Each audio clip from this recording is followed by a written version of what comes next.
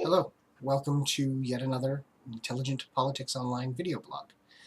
Today was a spectacular day in terms of the Supreme Court's decisions, and at the same time, an incredibly terrible one. Supreme Court struck down DOMA as it should have. There is no reason that DOMA should have ever been allowed to be passed into law, and my conservative friends who are on the side of DOMA or support banning gay marriage, you really need to read that First Amendment to the Constitution, because I know a lot of you have read the second and love the second. Well, I love the first too. And as you'll see in my blog on Friday, you could pose the idea of a religion in which gay marriage was allowed, but straight marriage was prohibited. As silly as it is. The thing that was terrible, on the other hand, was the Supreme Court's refusal to strike down Proposition 8 and instead turn it off as a matter for state governments. Now, I am a proponent of states' rights to a certain extent. However, the states should never have the right to limit or control the rights of its citizens. And that's essentially what's happening with Proposition 8. Again, democracy is ugly. This is what democracy is. It's a large group of people putting together the money and resources to change an election to boycott the rights of another group. That should never be allowed. And the Supreme Court should have seen that for what it was and threw out completely the Proposition 8. They should have simply said Proposition 8 is a violation of individual rights. The state cannot do that through democracy, no matter how many people want to vote for such a change. This would have been the best possible outcome. The reason it would have been the best possible outcome, had they done it, would have reinforced gun rights groups. It would have reinforced civil rights groups throughout the country. When it went to the state or local courts, they would have been able to use the Supreme Court decision as precedent for their cases. And civil rights, including gun rights, are something that need to be protected. Gun rights in this country are constantly under assault. They're under assault primarily from a media that simply doesn't care what rights you have. And they're under assault from politicians that don't think you have those rights. And even in some cases from people who think you have the rights but don't actually understand what the purpose of the rights are. The purpose of these cases should be to protect our future generations. And the Supreme Court's refusal to outright throw Proposition 8 away has put this in a precarious situation. Civil rights are forever going to be considered a states' rights issue because Proposition 8 was allowed to stand. California may not currently be enforcing Proposition 8, but it could, because it has been essentially allowed to stand. It's been thrown back to the state level as opposed to simply being dismissed by the federal courts, which is where it should have died. In the Learn Liberty video that I linked last video, you saw that people are no longer interested in fighting for their own rights. That certainly means they're not going to fight for yours. Most people believe that rights now are privileges granted to you from the government. Privileges, not rights. There is a difference. Driving on a street is a privilege. Living is a right. Voting is a right. If these are confused for privileges, as they are being done so by today's generations, they will be taken away. Right down to voting. It will go away if you don't stand up and say this is a right. And I have to recognize that this right is as much a right as my right to vote, as my right to breathe, as my right to exist, as my right to free speech. All of these have to be on equal footing in your eyes. If they are not on equal footing in your eyes, then you're going to lose them one by one. And when your final right to vote is taken away from you, you'll have only yourself to blame. Our rights have to be secured by the voters here in this country, and this is where we're losing the fight right now. The immigration bill that's being pitched is a disaster for us. Amnesty for 11 million criminals. Keep in mind, these people are criminals. And in the southwest U.S., along the Mexican border, there are a high percentage in some prisons, of illegal Mexican immigrants in these jails who have committed more than just the crime of crossing the border illegally. These people have already shown that they do not care about our legal system, about our laws, and about our people. Now we're going to give them the right to vote and citizenship. Now this may strike a resonant note with some people, but let me explain to you why I'm opposed to this amnesty deal. These 11 million people need to be rounded up, first of all. My father-in-law, as I've mentioned in the previous video, was a legal immigrant who had to flee his country. Many of my friends have had to spend time trying to get into this country as legal immigrants.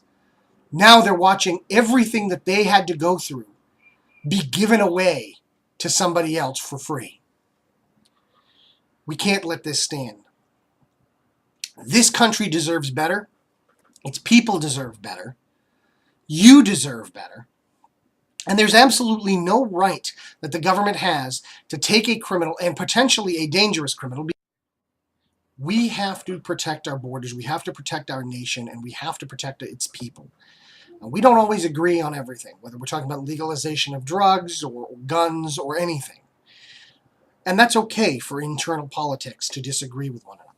But when we start allowing external influences to dictate our national sovereignty, our nation's identity, we are losing what it is to be an independent sovereign state. This is not a good thing. Contrary to what many of the left want, which is a single world that has the same rule, that isn't what many of us want.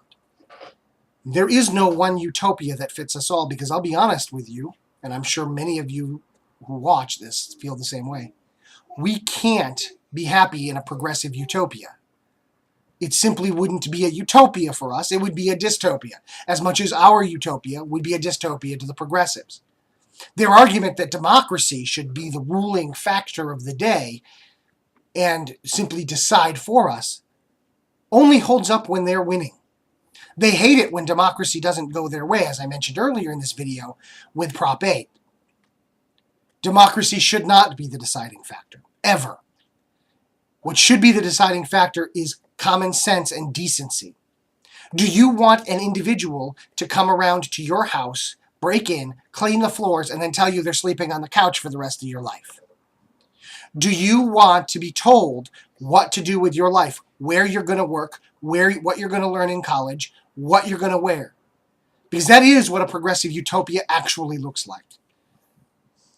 That's what's happened in the past when socialists and progressives gain power. And any delusion that it can't happen here is the worst and most dangerous type of delusion there is.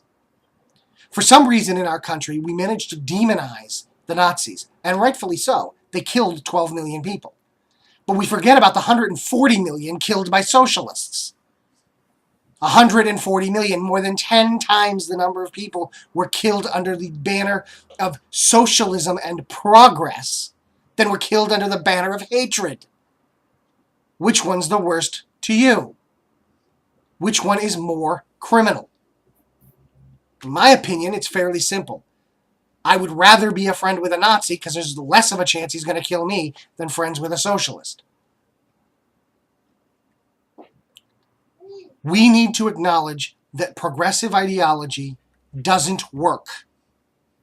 That it is a terrible plague on our society right now. They are going to turn this country into something that is completely unrecognizable, and they're succeeding. Why do you think our current generation of kids doesn't believe that they should ever have to fight for their freedoms? You've probably seen it on Facebook and other web pages. These schools teaching kids that their rights should be subject to a vote, and that their rights should be subject to limitations in the name of public safety. We've seen these going around. If I can find the links before I post them, I'll put it up. If I can't, I'm not going to. You can find them on the Facebook page for Intelligent Politics Online. We need, as a society, to realize what's going on. We need to wake up. And we need to educate people as much as we can. I'm not opposed to certain legitimate and decent legislation on even gun ownership. You want to make background checks required for every single purchase and open the NICS system. for every private sale, I'm fine with that. I'm absolutely fine with that. I have no problem with it. You want to have a safety course required? It's an inconvenience, but it's not being illegitimate. You want to ban guns? I got a problem. You got to register guns? Well, as we saw in New York and Louisiana, I don't think that's going to happen because of what happened in New York and Louisiana. I'm not going to support any invasion of privacy at all.